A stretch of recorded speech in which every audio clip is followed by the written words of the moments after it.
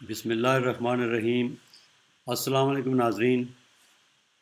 नाज़रीन, जैसा कि मैंने आपको पहले भी बताया था बाज़ वीडियोस में कि हम इस बार जब चूँकि सर्दियों में टेंट का कवर जो है, इसका तरपाल जो है वो हमें उतारना पड़ता है।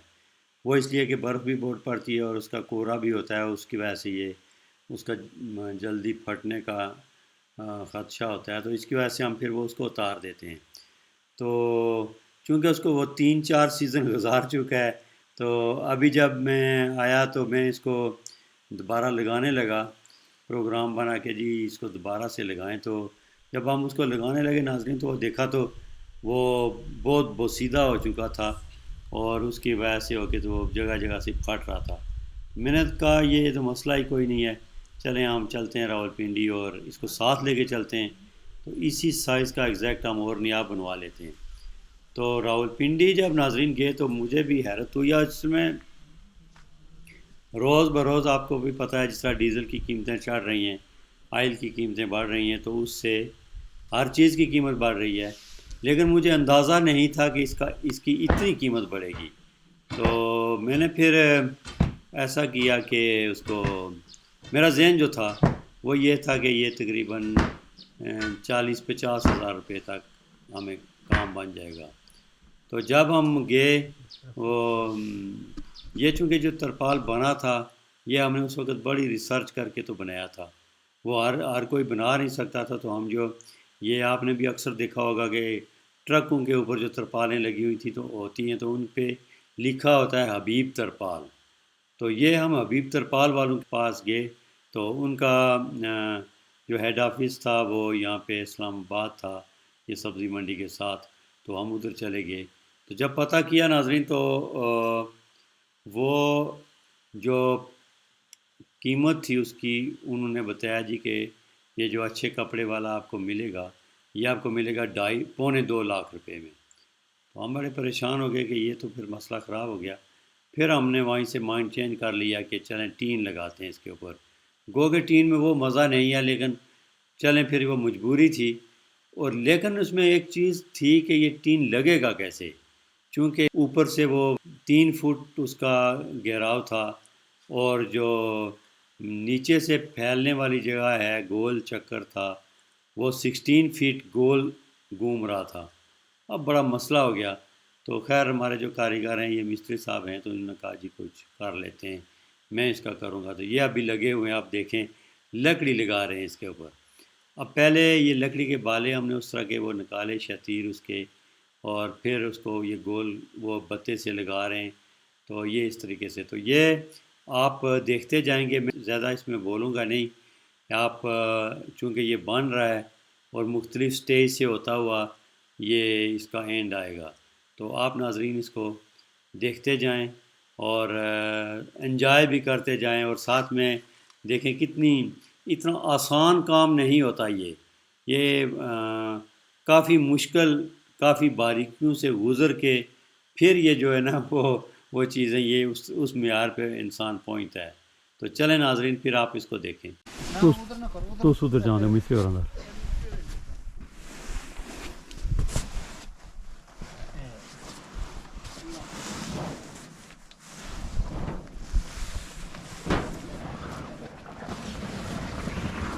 वो इधर मोड़ी ना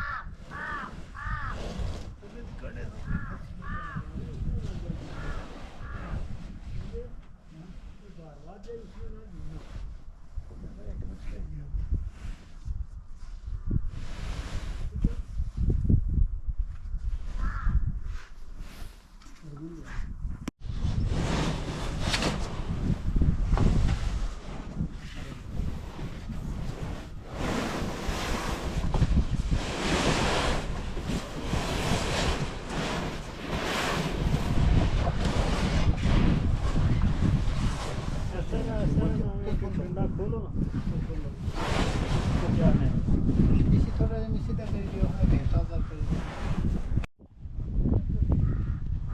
देखो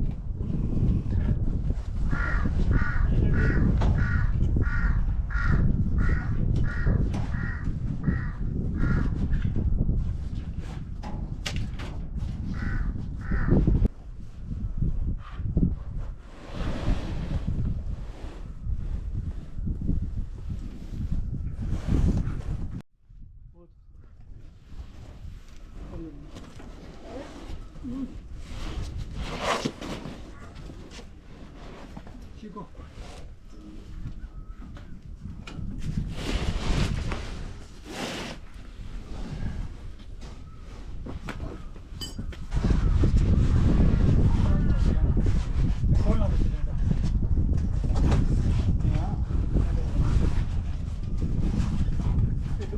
चाहिए बारह चाहिए ऐसी ठंडा हुई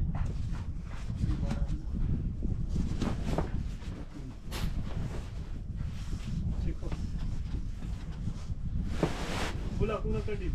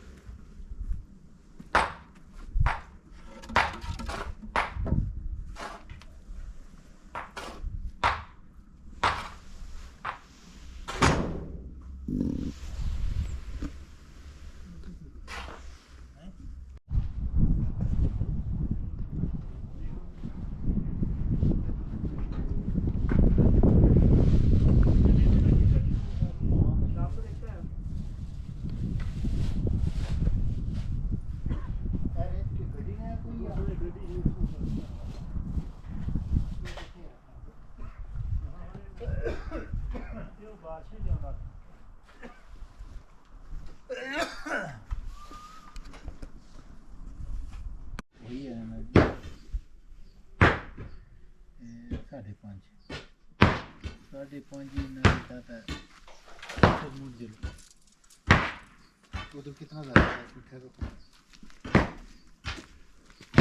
रखो निशाने ना क्या प्रोजेक्ट से था निशानी से मालूम है ऐसे बार बार निशान होता है बाहर जाने दस तो सीधे रखो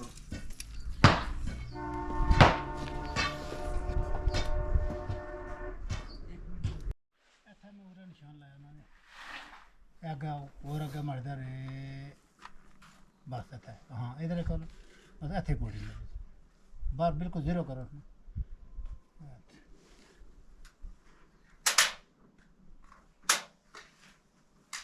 इतनी वो खराब हुई इसमें लगी ये लगन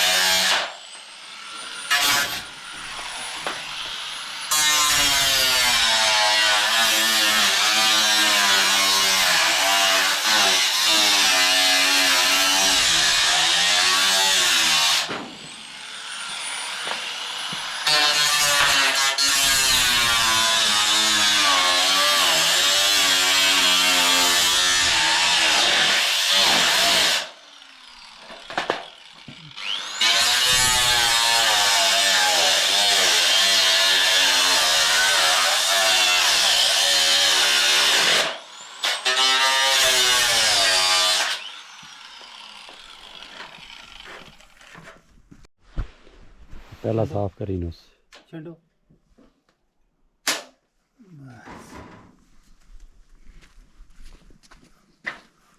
छो लाइट नहीं है आई 3 बजे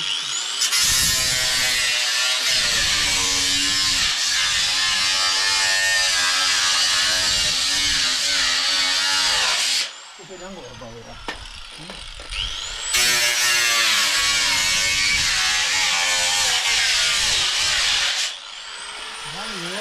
नहीं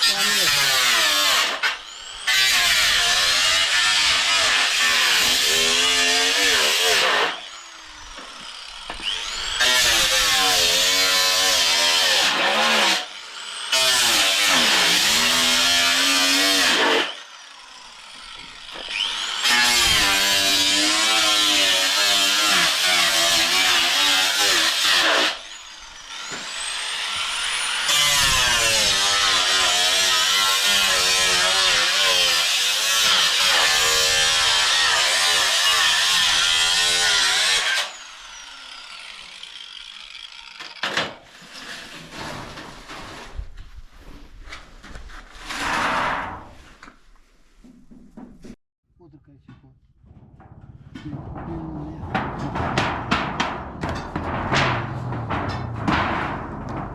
एक मिनट उतना चाय छोड़ दे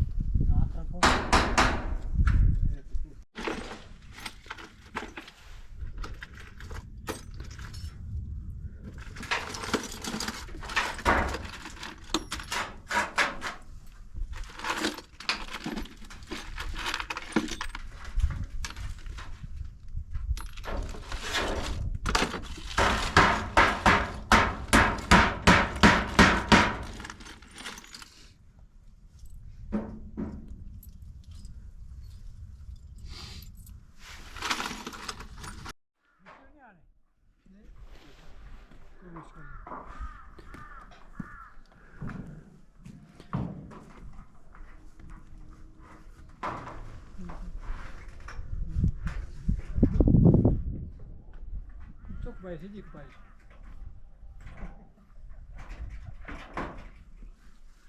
उधर खत्म नहीं है तेरी नहीं खत्म नहीं है थोड़ी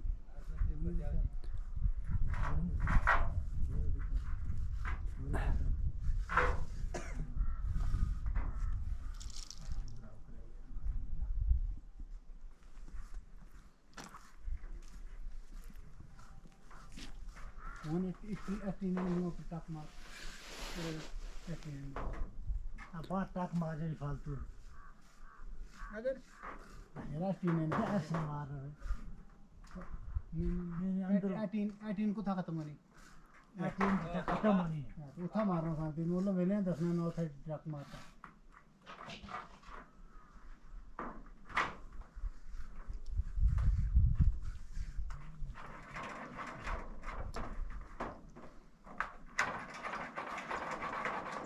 मारे कोथा टक मारे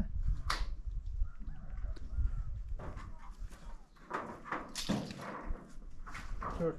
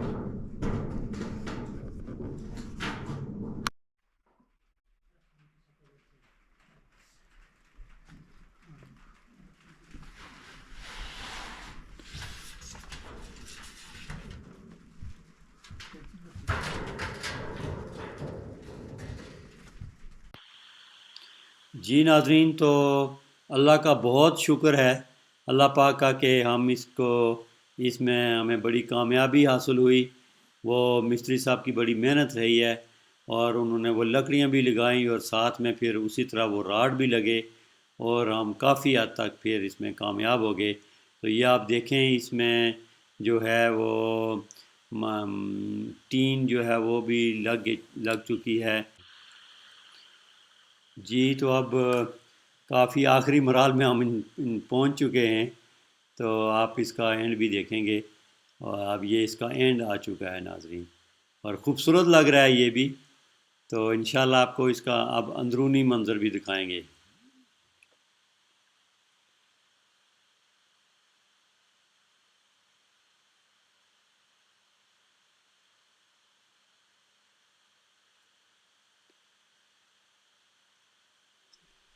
जी, तो ये देखें नाजरीन, इसके अंदर से वही खूबसूरती, वही इसकी महक चहक और वो नज़र आ रही है, चमक दमक, और माशाल्लाह बहुत ही खूबसूरत लग रहा है। और अब जाके ये पहले से कई कई गुना मजबूत हो गया है। और अब इसमें एक और बात भी हो गई है कि इसको हम सर्दियों में भी इस्तेमाल कर सकते हैं और बर्फ़ों में भी इस्तेमाल कर सकते हैं, और बाकायदा हम इसको अब वो अंगीठी इसके अंदर लाएंगे और ये इंशाअल्लाह पहले से बहुत बेहतर होगा। तो नाजरीन, बहुत मुश्किल में रहे, तो आइंदा इंशाअल्लाह नेक्स्ट वीडियो तक अल्लाह हाफिज़।